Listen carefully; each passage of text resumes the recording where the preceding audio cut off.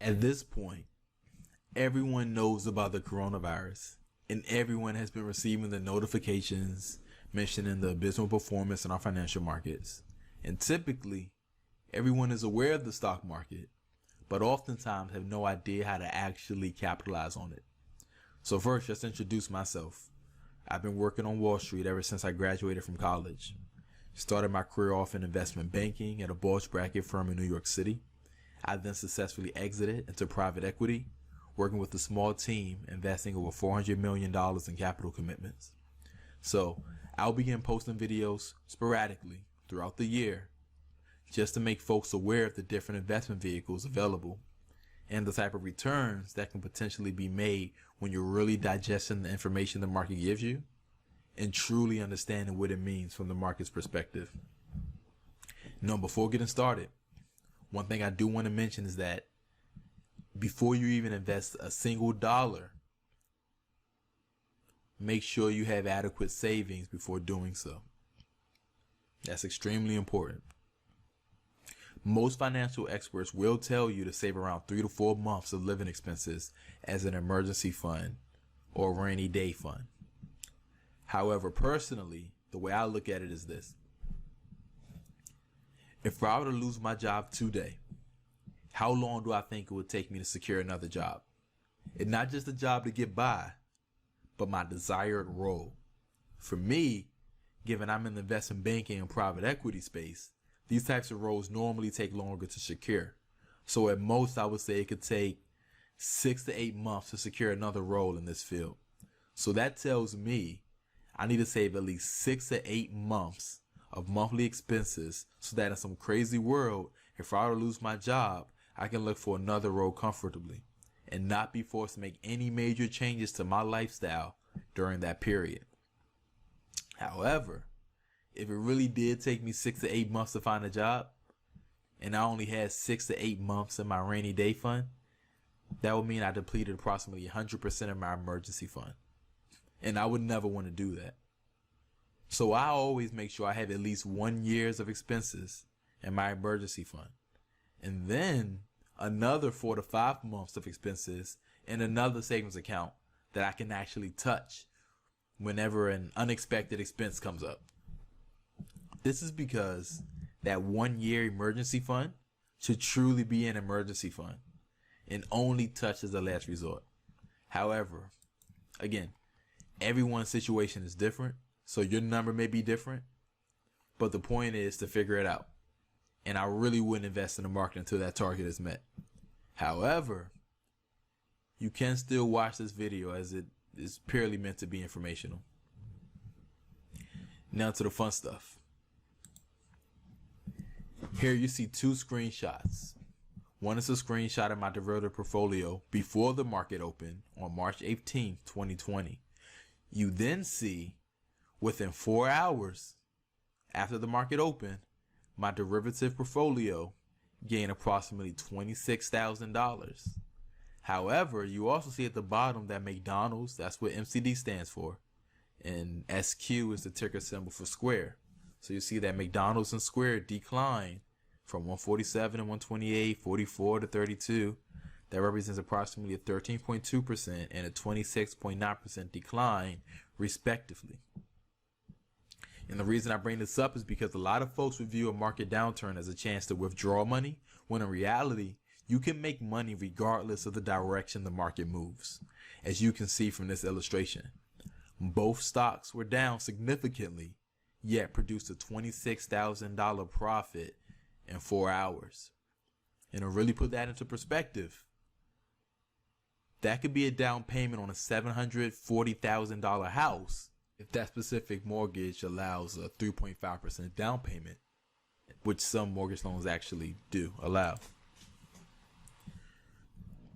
Now, one potential way to make money from when the market declines is to trade derivatives called put options. A put option gives you the right to sell an underlying stock at a certain price by a certain date, but not the obligation to do so. Again, a put option gives you the right to sell an underlying stock, such as McDonald's, at a certain price, such as $130 by a certain date, such as April 3rd, 2020, but not the obligation to do it. Therefore, you make money as the underlying stock declines in price, but will lose money as the underlying stock increases in price, which is actually the opposite way that folks typically think about the market and monetizing it. So there are a few things that you do want to be familiar with on this screen in order to be able to read it properly. First, you're going to have the ticker symbols. Every publicly traded company has a ticker symbol. MCD stands for McDonald's. SQ stands for Square. Maybe you know it as Cash App.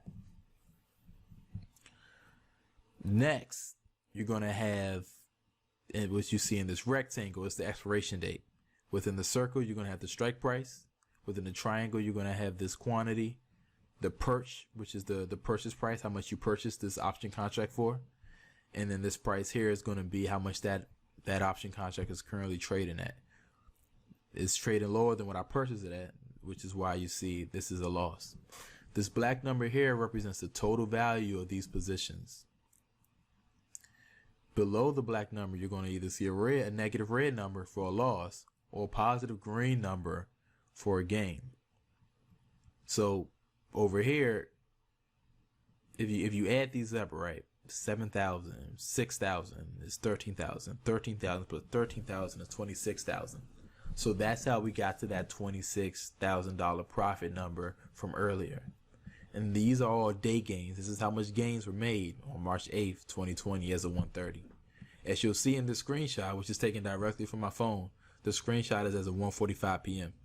However, this platform that I use to trade my options have a 15-minute delay on quotes. So all of these quotes are actually as of 1:30 p.m. Now remember that a put option gives you the right to sell a stock at a certain price, but not the obligation. That price is the strike price, as you see in the circle. And you have the right to do it until the expiration date. It's April 3rd, 2020.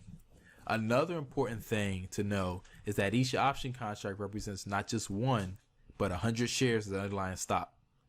In this blue triangle, you see I have 10 contracts. That means I have the right to do this for 1,000 shares. This means I have the right to sell shares of McDonald's for $130, no matter what the actual stock is trading at, until April 3rd, 2020. This means that even if McDonald's stock was trading for $100, I will be able to sell shares of McDonald's for $130, as long as it's before the market closes on the expiration date. The market closes at 4 p.m., Monday through Friday. If I bought a share of McDonald's stock at $100, I could immediately sell it for $130 because I have that right. That's a $30 profit. Now with the $30 profit per share, and as we just said, this represents 1,000 shares, right? 100 times 10 is 1,000. That's a $30,000 profit. Now there's also a time value component that goes into this valuation, but I'll get into that in later videos. So in this first screenshot, you can see that I was actually down a little over $1,000 if you add up the negatives here. That was before the market opened. And that's not really something I was worried about. As I'll explain in later videos, the derivatives market isn't always the most liquid, and sometimes there can be wide spreads between the ask and bid price. And it's not until volume picks up and the asset prices reflect the accurate valuation, in a sense. So overall, a put option gives you the right to sell a stock at a certain price until a specific date, allowing for you to sell each share at a profit as the stock price declines below that strike price. Each option contract represents 100 shares of the underlying stock, and that's where the inherent leverage comes from with these vehicles. You get the power of 100 shares with just one option contract, and that's the main driver behind huge returns such as 244% in 4 hours. However, with options, it is also possible and sometimes likely that you'll lose your entire investment. And that's why the majority of my portfolio is being held in cash currently, simply because options are so risky. It's not good to invest majority of your portfolio in it. And the beauty is you don't have to. With 100% to 300% returns in a few hours, you can invest a small amount of your portfolio and still generate strong returns over and over again, which adds up. If you do the math, you'll see I have about $15,000 invested in these screenshots. which may seem like a lot, but compared to the value of my overall portfolio, it's a very small portion. And if the economy wasn't in such poor condition, I would have majority of my portfolio that's being held in cash, invested in high yield dividend stocks. So again, this was just meant to be a simple introduction to put options and the types of returns that can be made when done properly. And just to make it clear, even when done properly, things can still go wrong and you can lose a decent amount of money. I normally only trade options a few times out of the year, but I've been seeing so many opportunities in this market that I've actually made an exception and have been profiting off of the market decline. So with that being said, as I continue to make trades, I will post additional videos. However, in the meantime, feel free to connect with me, reach out with any questions to learn more. And after this whole coronavirus thing is over, do be on the lookout for seminars I may be hosting in your area.